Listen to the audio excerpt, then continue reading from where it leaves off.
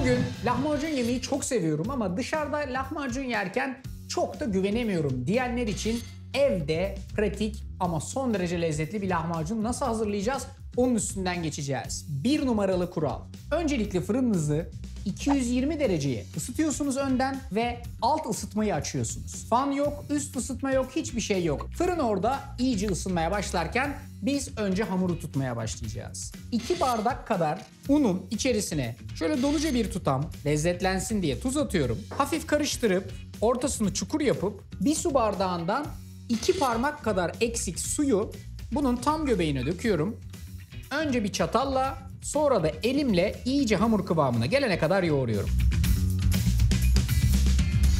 Hamurunuzu yoğuracaksınız ve böyle bakın yumuşak bir kıvam elde etmeye çalışacaksınız. Elimle şöyle bir yuvarlak form veriyorum. Birazcık dinlensin diye tezgahın üstüne koyuyorum. Üstünü de hafif nemli bir bezle örtüp birazcık dinlendiriyorum. Orada dinlenirken ben bunun iç harcını hazırlayacağım. İç harçtan kastım aslında şu gördüğünüz altın dörtlüyle başlıyor. Yani bir tane domates, bir tane şöyle orta boy bir soğan, bir tane yeşil biber, bir tane de böyle kırmızı bibere ihtiyacımız var. Bunların hepsini şu şekilde 2 de sarımsakla beraber bir parçalayıcının içerisine koyup iyice çekmemiz lazım. Domatesin çekirdeklerini çıkartırsanız daha iyi bir sonuç alırsınız. Soğanlar içerisine giriyor. Domates kabuğuyla beraber içerisine giriyor. 2 sarımsak, kırmızı biber, yeşil biber. Bunların hepsini her şeyin başında şöyle güzelce bir çekiyoruz.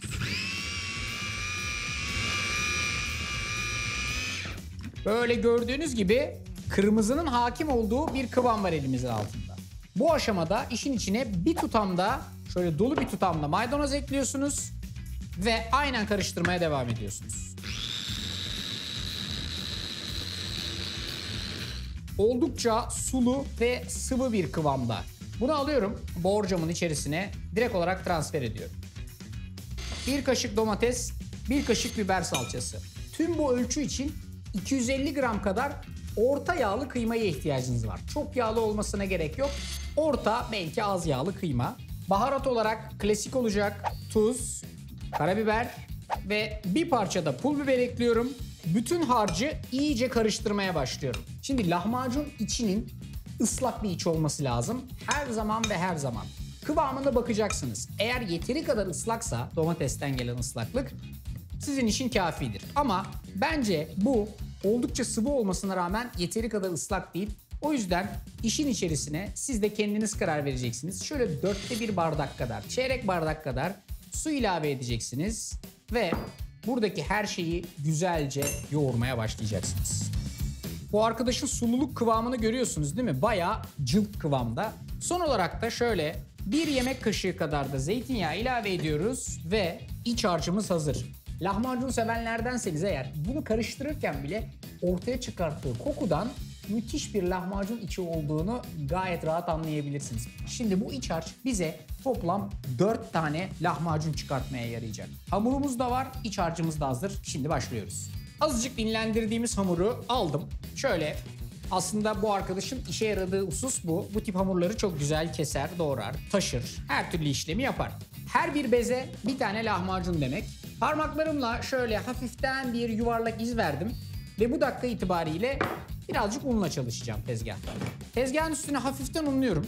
Bezemi üstüne koyuyorum. Unlamazsam zaten tezgaha yapışır. Üst kısmına da bir parçacık un attıktan sonra bunu dikkatli bir vaziyette açıyorsunuz. Şimdi malum artık önümüz kış. Kebabın daha çok yendiği mevsim kış mevsimi.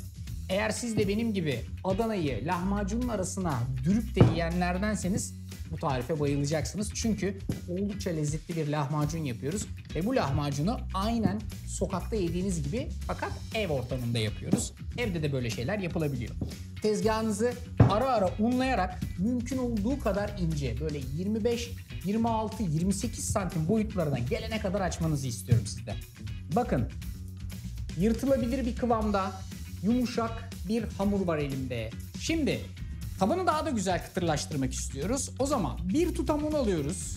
Fırınımızı açıyoruz ve Samsung fırının tabanına şöyle hafiften böyle unu atıp böyle birazcık unun orada kendi kendine hafiften kavrulmasını sağlıyoruz. Tabanı o kavrulurken müthiş bir kıvama gelecek. Şimdi azıcık unladım fırın tepsimi. lahmacunum yapışmasın diye hazırladığım bu iç harçtan aldım bir parça. Lahmacunun içerisine koydum ve parmağımla her yerine denk gelecek şekilde lahmacunu şöyle güzelce hazırlamaya başladım. Geliyorsunuz fırına. Samsung fırın 220 derecede ısındı. Direkt olarak tabanına lahmacununuzu şöyle güzel bir hamlede atıyorsunuz. Sesi duyuyor musunuz? İşte bu cızlama sesi tabanın da aynı güzellikte pişeceğinin kanıtı.